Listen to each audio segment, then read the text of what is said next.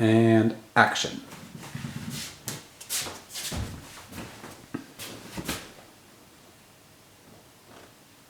Here's good? Mm-hmm.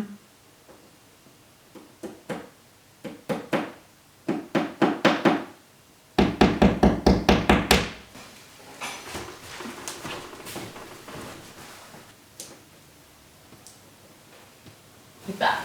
Did you do a double knot? I did not, but I think it's good. It's gonna come undone at some point. It really won't, but... Alright. Double knot for the Lulu. Voila!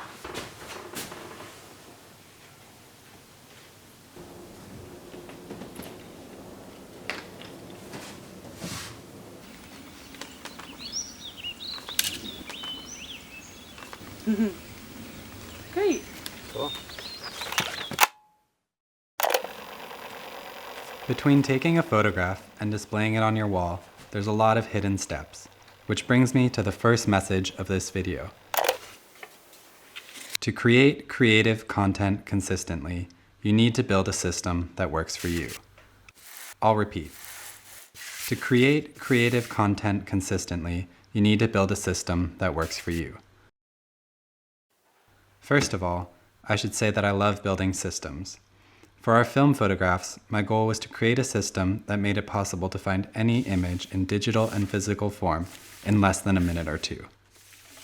So, let's get started.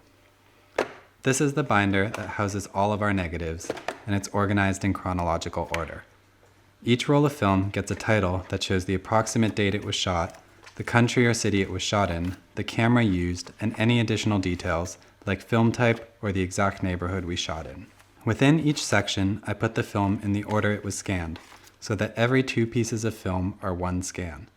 This structure is identical to the folder structure I built in my Lightroom library. So when you find an image in Lightroom you want to track down, all you have to do is look at which folder it's in, which scan folder it's subdivided into, and that will match its placement within the physical binder. To get the negatives into Lightroom, I use a Canon 9000F Mark II scanner. If you don't have a scanner, most places that develop film will also scan the negatives onto CD if you want them to. Our scanner has a few special settings for film photographs, but it's also a normal scanner we use for all sorts of other projects like ebooks and scanning appearance releases. It comes with a plastic case for 35mm negatives. Once you've inserted the photos into the case, make sure to get as much dust off as possible because it saves a lot of time later in the edit. Next, I scan them in with a preset and save TIFFs that are about 85 megabytes each.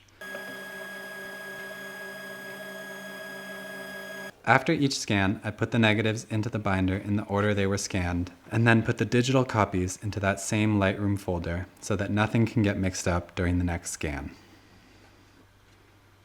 Taking the time to build a system for organizing your photos takes a little work initially to get things all set up, but it will save you tons of time and heartache later on when you want to find and use a photo. And best of all, it leaves you with more time for the fun stuff, like going out and actually taking photos. That was like so much enthusiasm in that recording. It was like, You wish. It was bursting with enthusiasm. And best of all, it leaves you with even more time for the fun stuff, like going out and actually taking photos. Oh, is that how it's done?